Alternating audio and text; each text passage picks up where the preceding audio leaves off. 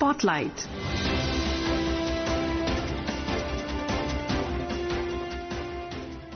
This is Akashvani. In the program Spotlight, now we bring you a discussion on Sapta Dhara, powering India's journey towards Viksit Bharat. The participants are KV Prasad, political analyst, and Rajesh Lake, anchor.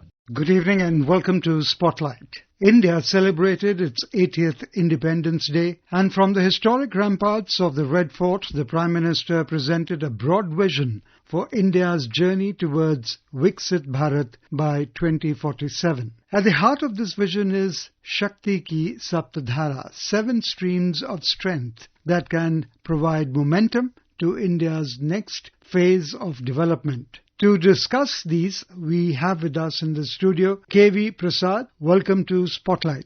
Thank you very much. To begin with, how do you interpret the concept of Shakti Ki Sapta Dhara and how the Prime Minister has linked Sapta Dhara with the goal of Viksit Bharat 2047? I see this as a framework which presents development as a combined effort across the economy, agriculture, technology, infrastructure, defense, sustainability, and India's ability to influence the global world, rather than depending on one single sector. Now, this is 7 streams merging into with a larger goal of our journey towards Viksit Bharat by 2047. So let's discuss these in detail. The first major pillar is manufacturing power with emphasis on cost, quality, scale and complete value chains. Can India become a trusted global manufacturing hub while competing with established manufacturing economies? We know that India's manufacturing sector's contribution to GDP is much less. The highest is the services sector, some 50% plus. Manufacturing comes about 20%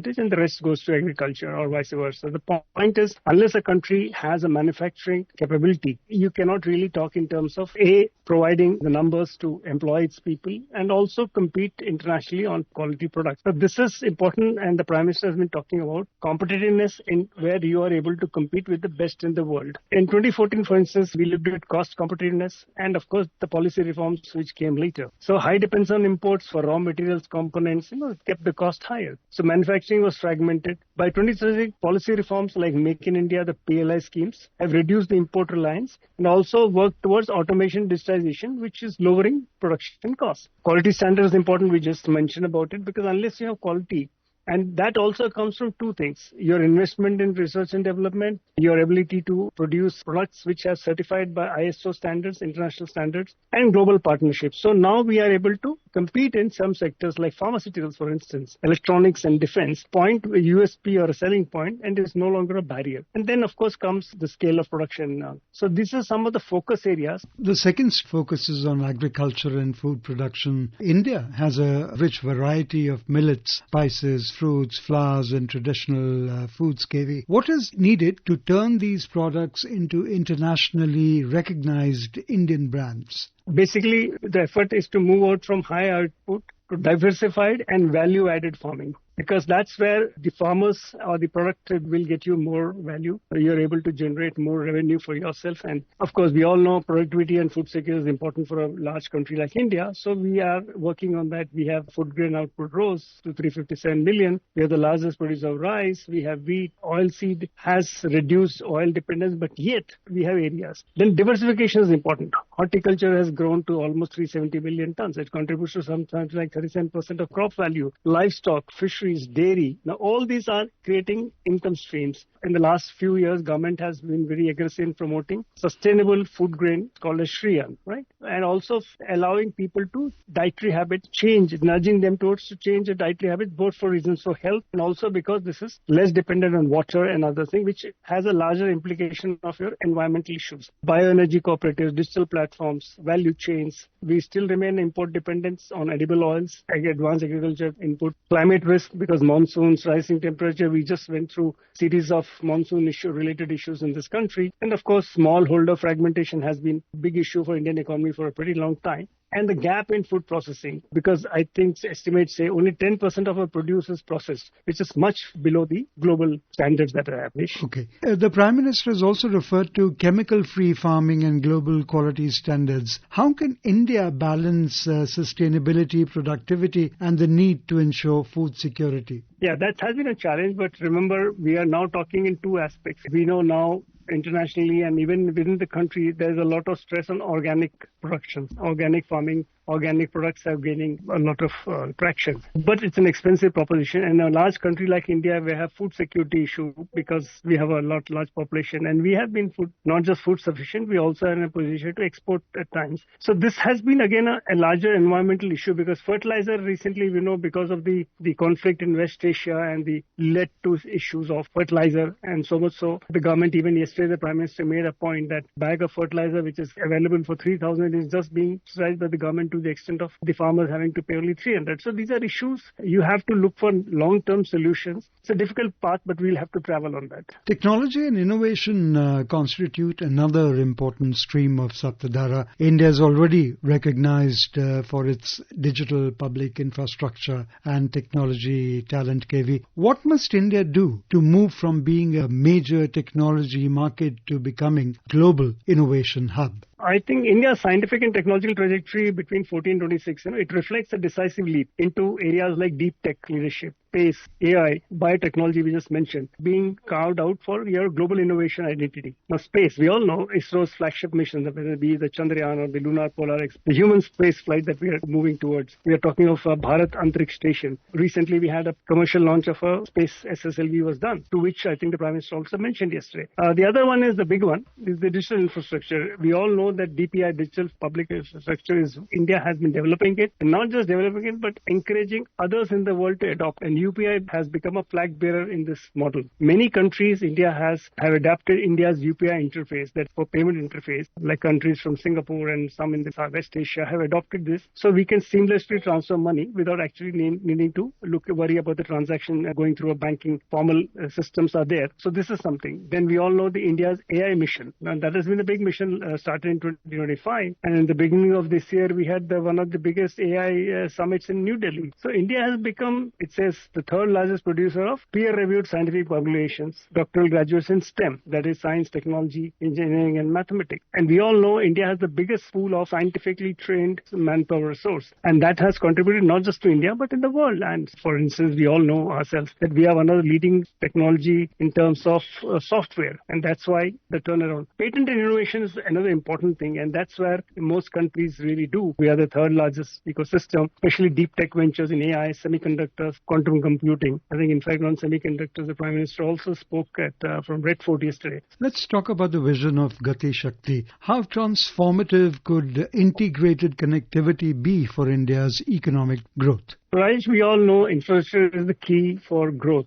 Roads, railway networks, transport corridors, freight corridors, seaports, airports, all these have to be integrated because, for instance, you may set up a very wonderful manufacturing plant in a back-end state, but if you are not able to do it either for export or within the possible time, it will defeat the very purpose. In fact, there are many manufacturing plants in south of India because they are nearer to the seaport or in Gujarat or in these parts. But if you were to develop the hinterlands where you need industries to come up. So you need this infrastructure. And remember, the biggest problem India has always had was the seaports, the freight in particular. The turnaround time for the merchant vessels was much, much longer. They would not get berths for days on end. And whereas if you look at some of the international ports, whether it's Rotterdam or others, the turnaround time is much, much faster. Probably even 24 hours. They come, ship is emptied, and they reload and move out. So these are the things which India is working on. And that's why you're expanding ports, not just in many parts. Inland waterways is one area that, look, we all know about the effort of ability to do expressways.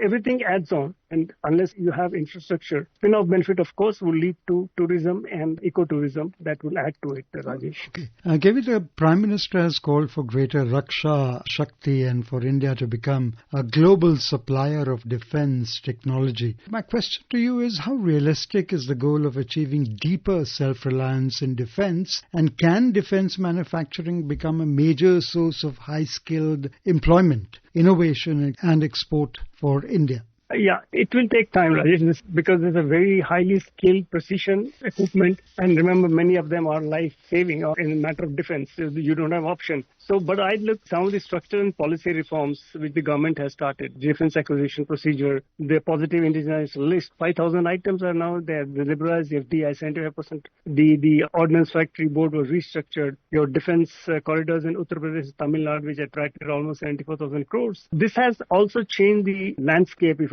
I to say. We are, of course, still have dependent on imports, but at the same time, indigenous production has grown from 46,000 crores in 2014. We have 1.78 lakh crores in 25-26. That shows Make in India and Atmanirbhar Bharat, the progress on that path. Defense exports, from 686 crores in 13-14. We are like 38,000 crores in almost 80 countries. Exports missiles, radars, armed vehicles, naval systems. This is a work in progress. This is a path you have to work, and you're moving towards the goal. It will take time because, as I said, there are highly skilled precision equipments that are required. Subsets are required, for which you're working, Rajesh. Okay. Let's come to the green and blue economy, and it is increasingly becoming an important part of the Sapta Dhara vision. What opportunities do green, hydrogen, renewable energy storage and green mobility offer India, and how can India ensure that its green growth remains affordable and inclusive? Yeah, I think one of the principal factors, as we all know, Rajesh, the whole effort towards growth, that is development, in what model are you going to apply? Almost 30-40 years ago, the Western countries were putting pressure on developing economies. Don't go our path, the way they damage the environment. So since then, there has been a lot of international, we all know the committee of COPs meet every year, the Paris Accord, and so on and so forth. So developing green economy is important. Developing blue economy is important. It's how much you are able to do, emphasize on renewable energy and clean mobility. So in green economy, the National Solar Mission, we all know, India has achieved 70 gigawatts of installed capacity and is working towards the 500 gigawatts renewable by 2030. The FAME, that is the faster adoption manufacturing of hybrid and electric vehicles, 2014 we started. Today you and I can notice many vehicles on the road with green number plate. Again, it's not easy because here the challenge is twin. You need faster transportation, you need cleaner transportation, and especially how do we reduce urban pollution, because that's a big target. And blue economy, of course, is important because you're dependent on ocean wealth. I was just mentioning that in the year 2005, we went to Iceland with President Kalam. And there the president mentioned that our country runs on wealth of ocean. So you can imagine a whole country just depending on oceans to rev its economy. But India is a diversified economy. And the Sagarmala project, where you're talking of port modernization, coastal connectivity, industrial clusters, maritime trade efficiency, and also this leads to job creation while promoting sustainable coastal development. And of course, the Deep Ocean Mission, the deep sea mining, marine research, exploring the ocean resources, the biodiversity, technologies. So we are working on marine science, and yesterday the Prime Minister did mention about how some no-go areas have been turned into a go area. So that shows that our effort is also working on this direction. Okay. Rajesh. Yes. Lastly, how can India convert cultural influence into economic and diplomatic strength? And this is related to the seventh stream, which is India's soft power. If you look back from time immemorial, India's soft power has always been there. The ancient universities of Nalanda became seats of learning. You had scholars coming to India. Yoga has been ancient, and International Yoga Day, which is now celebrated every year. And the Prime Minister very rightly says, this is one contribution of India to the world. It seeks no patent. So that's your goodwill gesture, and the world benefits. We saw during the COVID the amount of alternate medicine systems, be it Ayurveda, holistic healing, while health tourism is being promoted. Now, apart from that, the skills that we have in our artisans, our weavers, and all that adds to. And again, if you look at history, Indian trade in spices, silks, textiles has been going on since ancient times. So our software was always there. It's just that you need to tap it and make people more conscious of it. The latest software that people are realizing now is the power of films and music, and also the power of cuisine. Yeah. Rajesh. The message from the Prime Minister's Independence Day address is clear. The journey towards Viksit Bharat will require ambition, reform, innovation, and collective effort. The real test now lies in implementation, translating vision into policy, policy into action, and action into outcomes that improve the lives of every Indian. Mr. K.V. Prasad, we would like to thank you for joining us on Spotlight, and thank you for being with us on Akashvani. Thank you very much. You were listening to a discussion on Sapta Dhara, powering India's journey towards Viksit Bharat. The participants were KV Prasad, political analyst, and Rajesh Lake, anchor. This program was produced and presented by the News Services Division of Akashvani. Spotlight.